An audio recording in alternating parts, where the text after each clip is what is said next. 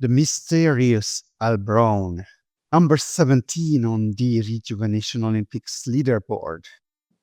So, welcome to the show. Thank you. Big fan. I like your channel quite a bit. Do you watch? How many episodes did you watch so far? I would say probably most of them. I think I just watched your one from Prospera there the other day. That was Yeah, interesting. you're coming here, getting some gene therapies. Is that where you are right now, Prospera? Yeah. Oh, nice. Yeah, actually, not anytime soon, but if it was in the budget, very interesting. A lot of the cutting edge therapies that are going on there. All right. Um, so what's your? Let me ask you this: what are your results? Can you tell me some things like your Dunedin pace, your chronological age, and a couple of other achievements that might raise some eyebrows? Yeah, nothing too fancy there. 44 and 3/4 in a couple months here. In pace of aging, the most recent test I got back was, I want to say end of October last year, and it was 0.8, I believe. I had another one, there's two within 2 or 3 months. That one was 0.81 and one was 0.8. The best one I've had was 0.59, and that was July 2024. Not a whole lot of differences. I would say more supplements and sleep differences between the two tests that in my opinion I think probably caused a little bit of degradation there, but without getting really into the blood markers and everything else, that's just my speculation that shift work and things like that, less sleep, and I kind of went a little heavier on some of the supplements that I hadn't been taking. When I got the 0.59, I was similar to what I am now, which is basically nothing really. So maybe that might be one of the eyebrow raisers. Like, I'm not a big supplementation person, very limited that way. And I've always felt better that way. And I've always apparently had better results with less supplementations. Yeah. Other than that, metabolically, decent shape there. Body fat somewhere below 15. Try to stay between 155, 165 pounds, about 6 feet tall. Resting heart rate, try to maintain around 40 to 42. HRV, I think this is all Apple Watch metrics too, so take it with a grain of salt. I think HRV average is around 80, 85. Yeah, any other metrics you want, I think I've got most of them here. Like I said, mostly through Apple Watch, but happy to share any of that. There's nothing secret there or anything.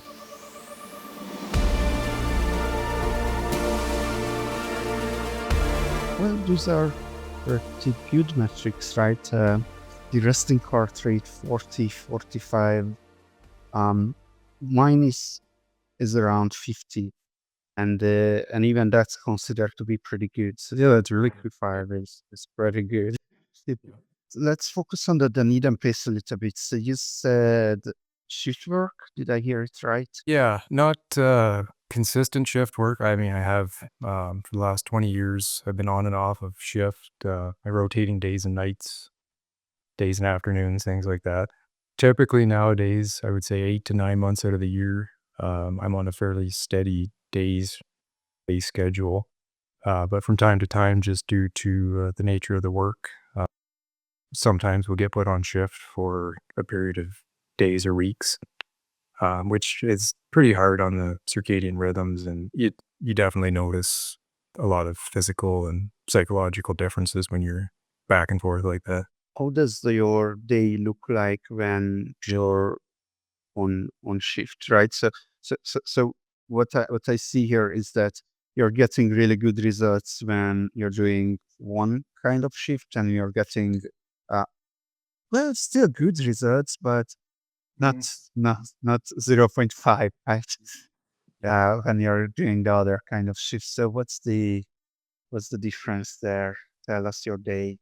I would say like the benefit to the day schedule is the consistency. It's still fairly taxing. Like I have to be at my desk usually by 5:45, so I get up anywhere, usually about 20 to 4, 3:30, 20 to 4 in the morning. I've got a little routine that I do, just some breathing, a little bit of exercise, stretching, get a bunch of coffee into me, and then off to work for the day. And I'd be home here usually by 5 or 6 at night.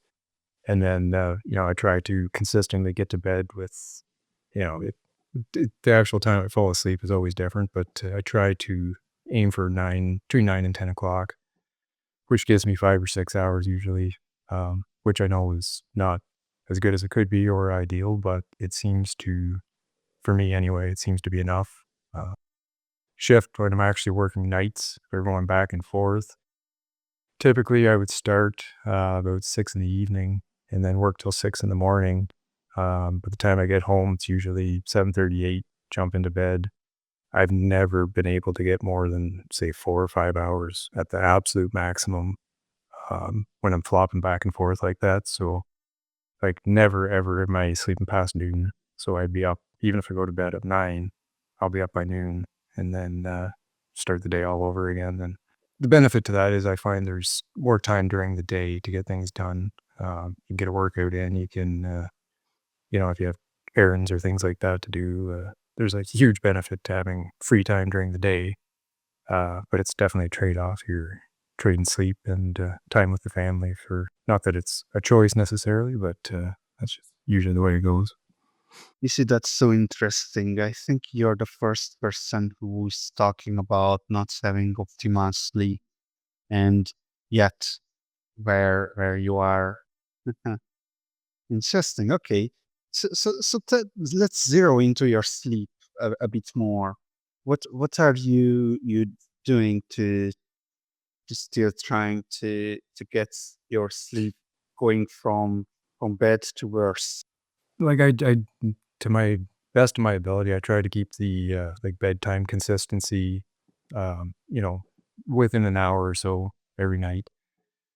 Um, I've tried all the usual techniques, the dark room and I have a fan blowing to kind of provide a bit of white noise, cool temperature, things like that. I tried pretty much everything that is reasonable to try without spending a huge sum of money or anything too exotic. I did actually just within the last month or so, I bought a pulsetto device. I'm not sure if you're familiar with those. It's like a HRV training vagus nerve device. Provides electrical pulses on your neck. Yes. It's got a sleep function on it, and I've been trying to use that this last month or so. And I can't say for sure that there's any huge benefit to it yet, but it hasn't made anything worse either. So I don't Did your HRV change with that? no, I'm not. I've been watching that too, and I haven't seen a huge difference yet. The odd day I've noticed a spike, which seems odd, but if I use it a couple times, the one day I used it twice in the morning, and I noticed it was up to 110 or something, and it stayed up that high that day, but then just kind of seems to baseline again. Yeah, long term, I can't really say. I've only been using it for a month or so. Okay, so you wake up, then what's your exercise philosophy? No days off. I every day, try to get in.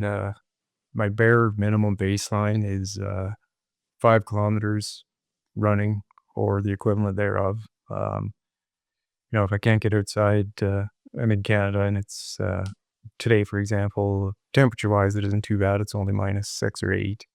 But the snow has that really slick consistency that I find hard to run on.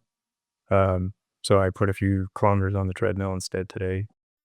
Generally, my preference is to get outside. Yeah, no less than 5 kilometers when the weather's good and the traction's good. I tend to run with a weighted vest, 22-pound vest. I do about 7.5 kilometers with the vest or 10 without. Typically, what I aim for. Like I said, if I can't, for whatever reason, absolutely nothing less than half an hour, 40 minutes at, 120 heart rate or higher, just to, zone 2 or higher, just to maintain that cardio baseline. Weights 3 or 4 days a week, 60 to 90 minutes. Definitely nothing fancy there, just regular chest back split, arm day, leg day, shoulders, nothing crazy there at all. I just have dumbbells and barbells out in the shed here, actually, at home. Very, very cold in the wintertime, but it's good motivation to keep moving and keeps the heart rate up. Well, you're underselling yourself a little bit because did you just say 5 kilometer run at least every day? Yep. Yeah, that's Yeah, that's uh, that's a lot. uh, saying that though, like I'm certainly not running at a elite pace or anything like that. Um, 5 minutes to 5:20 a kilometer is typically my pace, which is certainly not setting the world on fire. So it's more just for me, it's the act of actually making myself do it. But yeah, it's one of those things. I'm at a point where I've done it for so long that um, the psychological pain of missing a workout is 100 times worse than no matter how cold it is or how little I feel like doing it. Um, I'm gonna lace up because it hurts way more not to do it. Mhm. There is this meme on the internet, One Punch Man meme that it's an anime that some people are the main character is really strong and can one punch every enemy. And then someone asked him, how did you get so strong? He said, 100 push-ups, 100 squats, 100 sit-ups, and 10-kilometer run every single day until your hair falls out. And like you did 5 kilometers. So many people are familiar with this, the number of 10 kilometer, right? Like at least they entertain it in their minds that what does it mean to run 10 kilometers, and it is really difficult. So 5 kilometer is also really difficult. But even your strength training, right? Like 60 to 90 minutes, 3, 4 times a week is a big workout. So there again, like it's a time commitment, but the alternative, I think, like I'm at an age now where sarcopenia and the atrophying of muscles is a real thing. So um, it's one of those it's far more painful to me to not be doing these things that I know help and will hopefully prolong my quality of life as well as the actual chronological length of time that I'm here. So yeah, it's a commitment, but I mean, you know, it's one step at a time. It's certainly it didn't happen overnight, but just over the years, it's kind of evolved into what I do and seems to work. So Yeah, good job. Maybe you can come to Prospera to get some for-listed in gene therapy. I would love to. How do you how's your nutrition?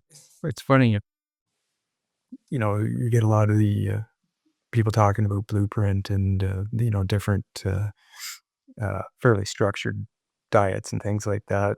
I am sort of along those lines. I eat a very consistent type of diet, but as far as the timing and the sorts of things I eat, in many ways, I'm very anti what the Brian Johnson, not eating for several hours before bed. Well, I'm the opposite. Like, I typically don't eat very much during the day, and then I'd have one big meal at night.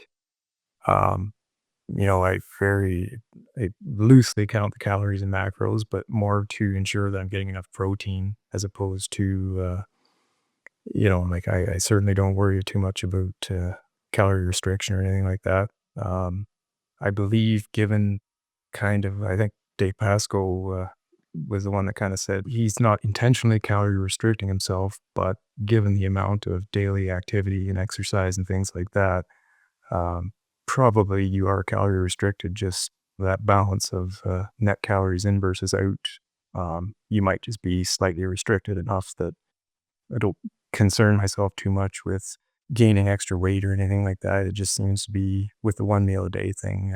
You pretty much eat as much as you need to and as much as you want, really, without going into anything that's too unhealthy or uh, processed stuff. Okay, so you're paying attention to not what's your main what do you value the most here? Not eating processed food or paying attention to protein or fiber or what's your main values here? Yeah, so I'll give you just a typical, so in the morning I would wake up, I would take, it's called Greens Plus. Everything I take, there's nothing exotic. It's all stuff that's from Amazon or Walmart. But it's Greens Plus powder, which is just like a nutrient powder. I mix that in with some psyllium fiber, take a vitamin D pill, uh, mix some creatine in with that as well, and a probiotic. That's breakfast. And that gets me through most of the day. Typically, I'll sip on some amino acids or like this, something like this here, which is just it's called Amino Energy. It's there again, off the shelf. Just it's got a little bit of natural caffeine and some amino acids and things like that. And typically, that'll get me through the day, and then 6, 7 at night, I'll have my big meal, which would be generally lots of leafy greens, some I've been eating a lot of falafel, so stuff like that with, not a huge amount, but a small portion of, grains, like lentils and, rice, some beans, things like that. And then, I have such a hard time. I mostly eat plants, so I have a hard time kinda getting the, protein that I need from solely plants. So that's when, I would have generally after my supper, I'll take, coconut yogurt, mix it up with some protein powder, and put some seeds and nuts and things like that in there, berries, whatnot. Um, have one of those, and then if I feel like I'm still low on protein, I'll make up the difference with just off the shelf protein bars, which it's very processed. And I understand that, but it's convenient and quick, and yeah, make sure that I get up to I aim for around about 1.5 grams per pound of body weight. So typically a couple hundred grams of protein a day would be the minimal. Okay, two questions. Firstly, how many hours before sleep? Sorry, how many hours between the last meal? Yeah, how many hours between? Sorry. We're talking minutes. Like a lot of times, Yeah. yeah, oh, yeah, like that's where I'm very I'm the antithesis of Brian Johnson. Like most of my meal is right before bed. So, and That's impossible. You cannot have so good heart rate variability and man, you might be a genetic freak here. and it's fair. I think, a lot of this stuff is so new and cutting edge as far as the way we measure things like this. But I believe so much that we're all such an individual system of, like we're microbes and viruses and everything that we all have that's different. That's the way that we adapt and the way that we uh, take in nutrients and sleep and everything. It's so individual that, what works for me would definitely not work for a lot of other people, vice versa. And what's working for me right now might not in 6 months or a year or who knows. That's kind of where I'm such a big fan of, the true diagnostic being able to, and again, I understand it's not a perfect method of gauging a pace of aging or anything. Like we're not 100% perfect yet, but just to be able to see what is working for me at this point in my life and, what can I tweak or, what can I take from somebody else that's working for them and maybe I can adapt and, try something like that. So yeah, definitely work in progress. Nothing I do is written in stone. I'm always open to I very basic diet exercise stuff right now. I would always be open to trying a lot of these other new cutting edge interventions down the road. I'm just not in a position yet where I'm quite there. Have you ever tried to not eat 3 hours before you sleep and look at your heart rate variability and resting heart rates? Then if it gets even better than that. Yes, I have. And so it's kind of a dilemma for me because you're 100% correct. My heart rate is better, but my sleep is worse. I find I have a harder time sleeping. And a lot of that could just be habit.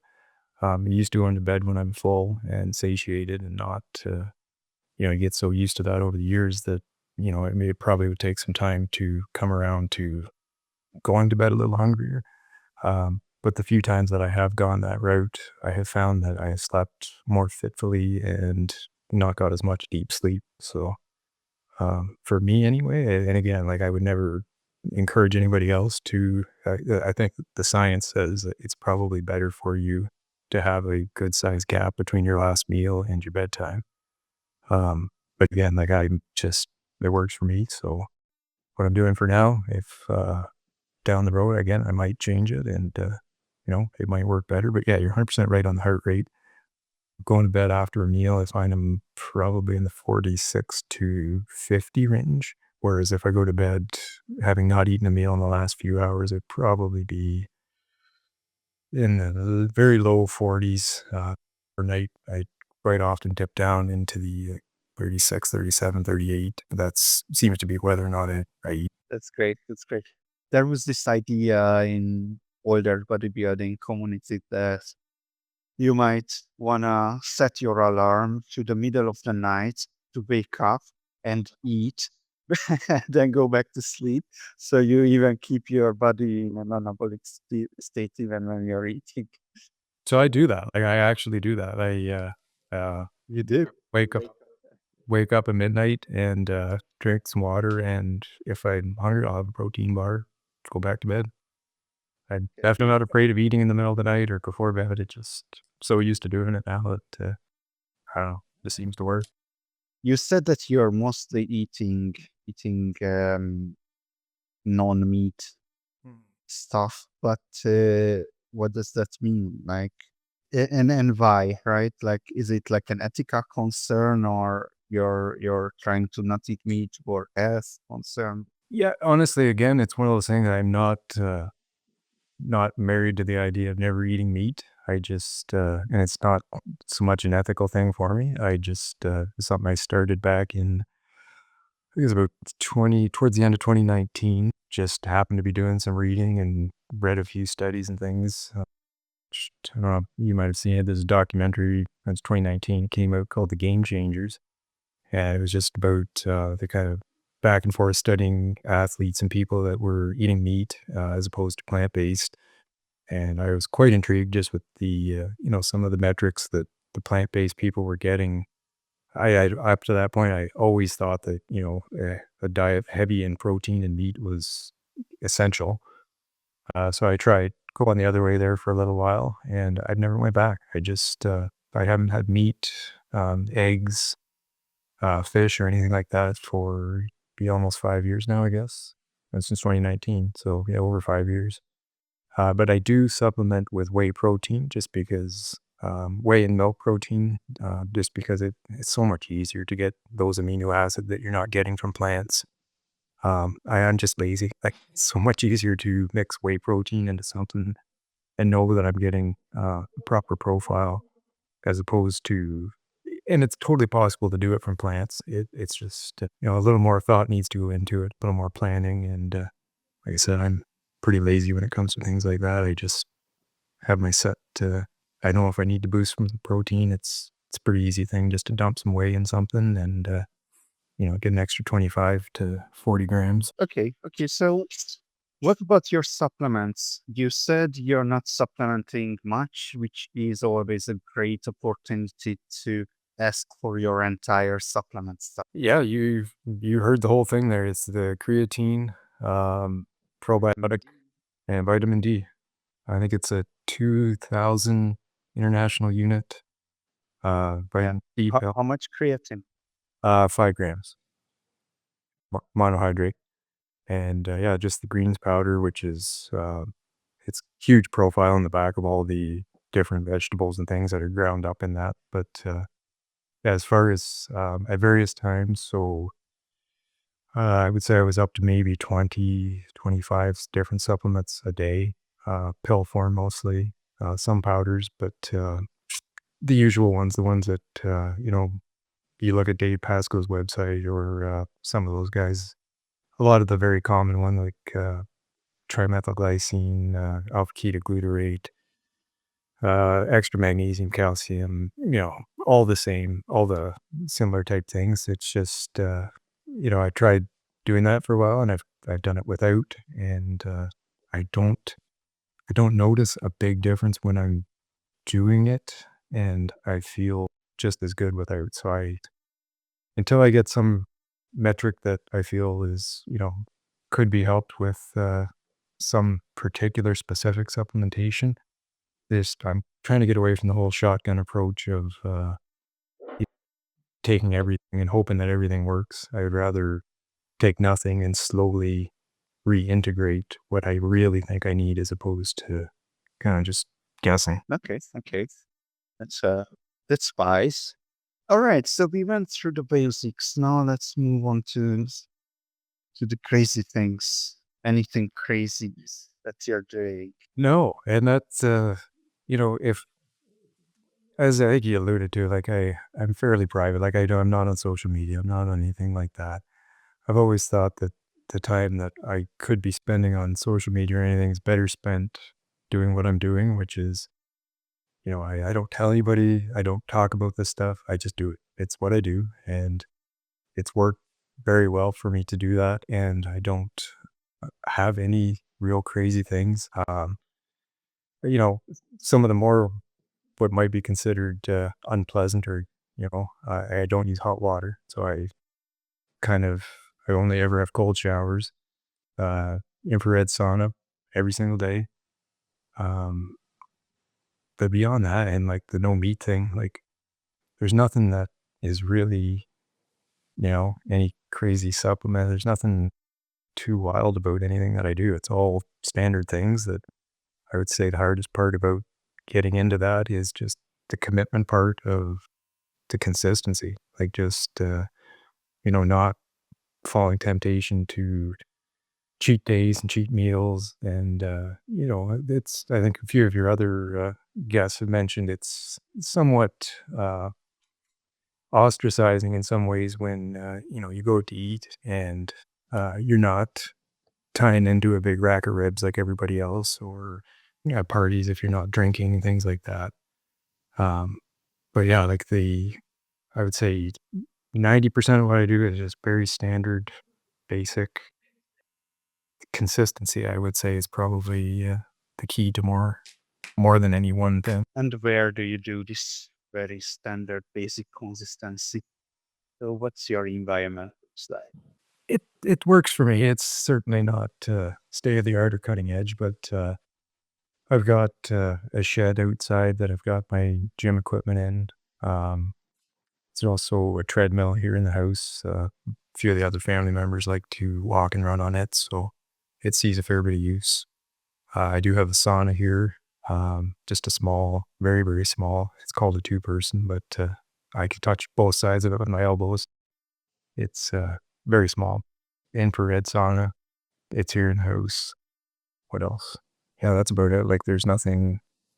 Um, You living in a countryside or the city? yeah, I'm out in the country. I'm about 10 minutes outside of the nearest city. We've got a few acres here, so summertime and spring and fall, it's really nice to get out and get some trails and things like that. Can run and bike and just get outside, and it's yeah. Mostly, I would say my existence is primarily between work and home, and running around. I've got 3 kids, so taking them to their various activities and pursuits, and trying to maintain, keep an eye on them, make sure everything is kosher at home. It keeps me pretty busy. How old are they? My oldest will be turning 16 here this year. The middle one is 14, and my youngest son is 11. So the oldest is a daughter, and then the younger 2 are boys. How involved are you with your kids right now compared to how involved you were like 10 years ago? Uh, it's funny, like they're I miss it actually because they're definitely becoming more independent now. I see it a lot more in my daughter. Like she's got a job now, and she does a lot of things outside the house. Like she leases a horse and does a lot of horseback riding and a bunch of other things like that. So definitely seeing a lot more independence. And yeah, I try to be involved and try to spend as much time as they can. Um, but it's not something they always want now that they're getting older. they like to have their independence and they like to spend some more time with their friends. And yeah, it's one of those passage of time, way life goes things. But yeah, I definitely don't get as much time with them as probably what I used to when they were younger. All right. Um, I wonder if there is anything you can tell me about your work. I know you told me that um you're a super secret agent, but but is there something that's not that secret? Well, yeah, when I'm not working for the CIA or CSIS, I'm just a regular supervisor at a power plant. Nothing very fancy there at all. It's actually a really good job. I can't complain at all. Um, you know, Colleagues, yeah, with colleagues, or you're mostly with computers. uh, I supervise field work, so I'm almost never in one place. So I'm moving around quite a bit, and there is a bit of administrative timesheets and computer work and things like that. But I would say the bulk of it is getting out in the field and s- physically out with the guys. So that is a huge benefit. Something I really enjoy is the fact that I'm not tied to a desk. That it's a rare day that I wouldn't be getting my 10,000 steps or more.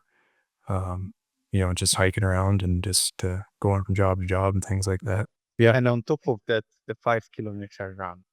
yeah, oh yeah. That's 5K is the baseline, and then yeah, if you get a few steps on top of that, then well, that's just bonus. So What's your purpose in life? purpose in life. Well, that's a good question. I take it pretty day by day. To be honest with you, I have a family, and I guess my number one purpose is to ensure health and safety and welfare and well being of my family. Provide for them as best I can, as much as I can. Provide a good example. Um, you know, Try to be there for my immediate core family group, and anything they need.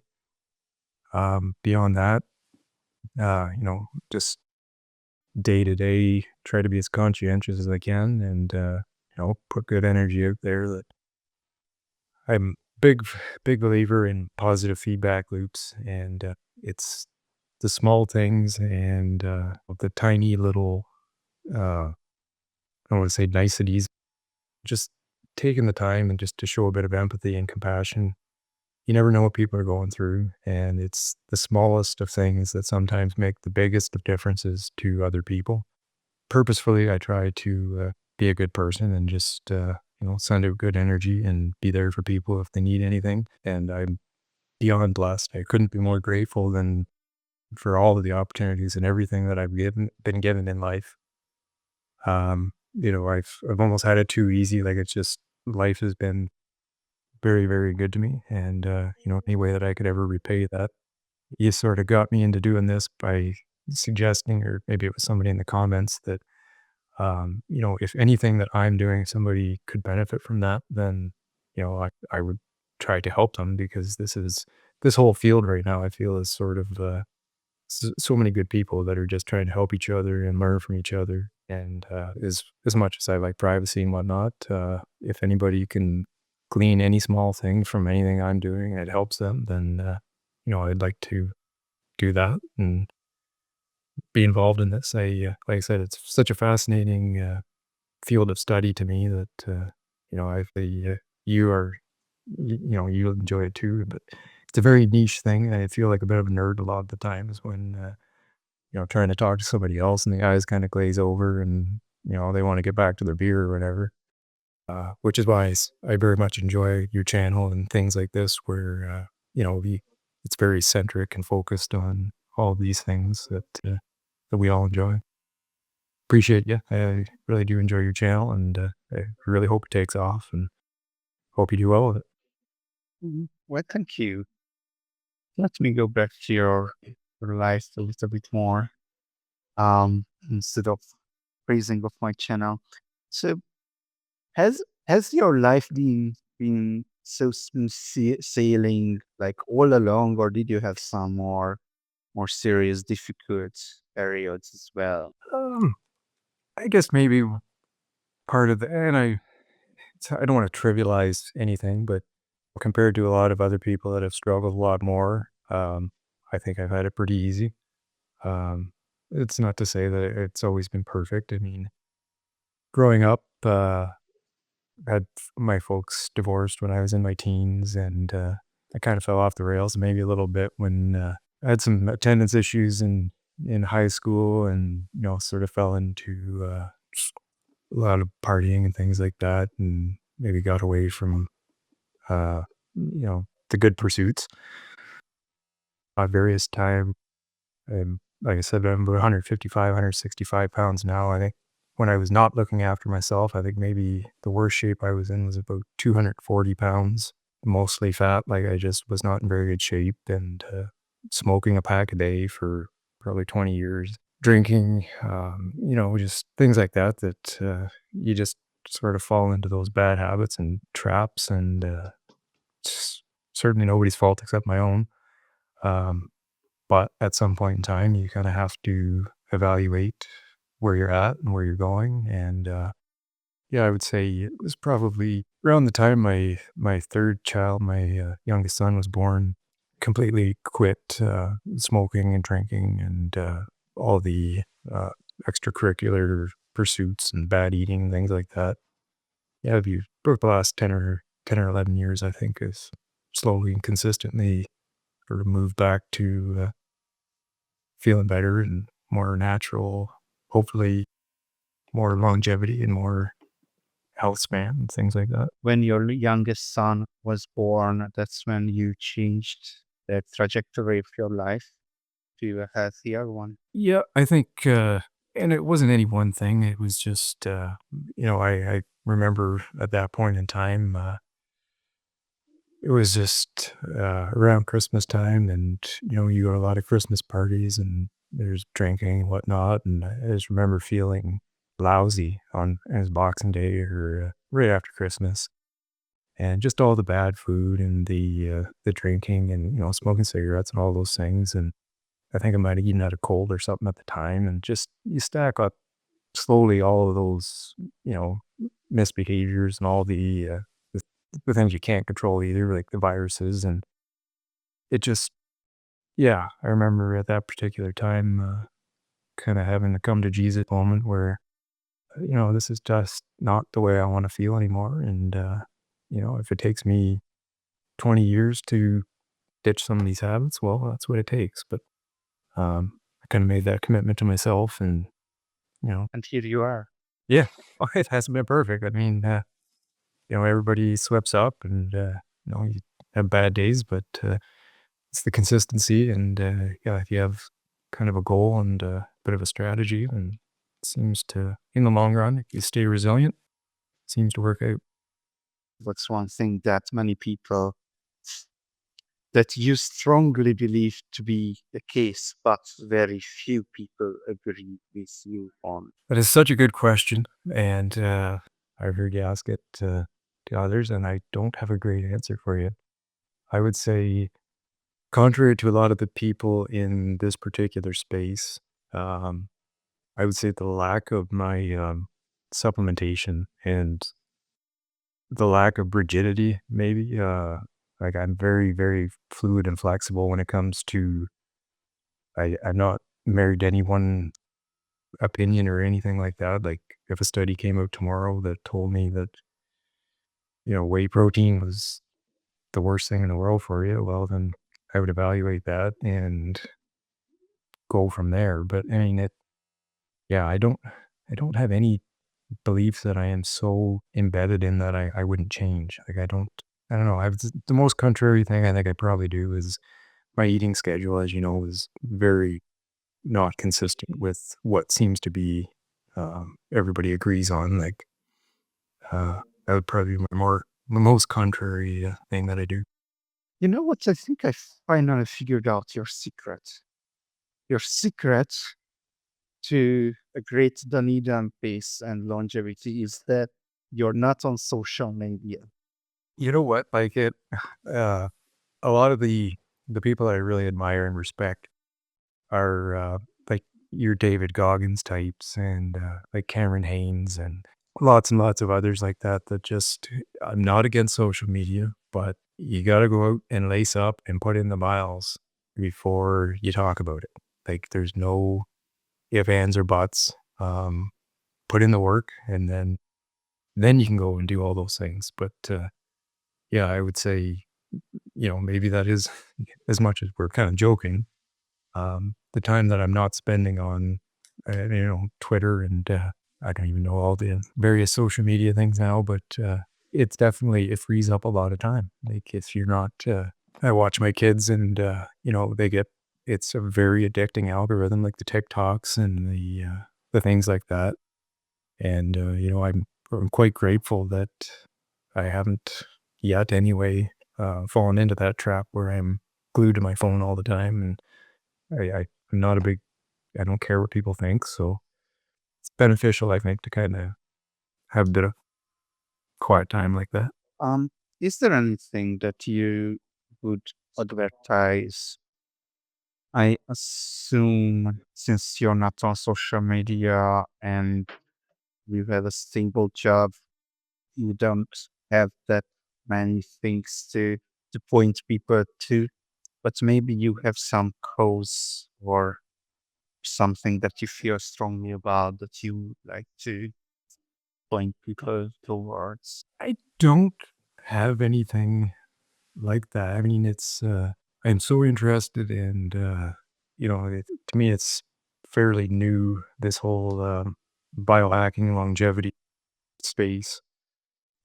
If I ever had an opportunity to develop a career in that field, I would always be open to doing something like that. But yeah, as of right now, I'm not actively engaged in any promotion of anything. Um, yeah, like I said, I would always be open to moving in that direction. But as of right now, the one thing be last fall, just out of had some extra time and some boredom, I put together a little book of just things that for somebody like myself that's a bit of a retread that has never up until a certain point in their life had never really been involved in any sort of a health sphere or anything like that. I just quick little self-published Amazon thing just to kind of give the top 10 things that I find to be the most practical, simple, beneficial things for somebody that's just getting into it. So definitely would not recommend here's the book anyway, but um, it's not something I would even promote or recommend to anybody that's already in this space because you're far better off to go to one of the professionals or the medical professionals or there's so many great literature and other places out there to get information. This was just more of something to do to kind of if one person ever came across it, was able to help them, then that's kind of the way I looked at it. So I've not promoted it. I've not done anything like that, and I I don't really intend to. It's just out there, and yeah. Other than that, I've got nothing that not trying to sell anything and not trying to not endorsing anybody's particular protocol or anything like that. Um, I think, like I said before, I think there's so many different things that work for different people that I would have a hard time. I would have to truly understand and get involved in the the actual protocol to be able to promote something. So if I was going to promote it, I would want to try it long enough that I was able to test my own metrics and biometrics long enough that I knew that it was something that was truly beneficial. And yeah, I'm not doing that at the moment. What is the name of the book? It's called Walking Death versus Extreme Longevity. If someone searches it on Google, they're gonna find it there. Just on Amazon, I think. It's just like a self-published Amazon. Um, but yeah, if Okay. you go in Amazon or Kindle or whatever it's called, it should show up there, I think. Walking Death, Extreme Longevity. The author is so humble that he is not he's so afraid to even promote this. So you might actually find something extremely underrated book there. So check it out if that's your interest. Well, um, thank you very much for coming. I have a feeling people are gonna find this really inspirational. So thank you for coming. Thank you very much. Appreciate it. Take care.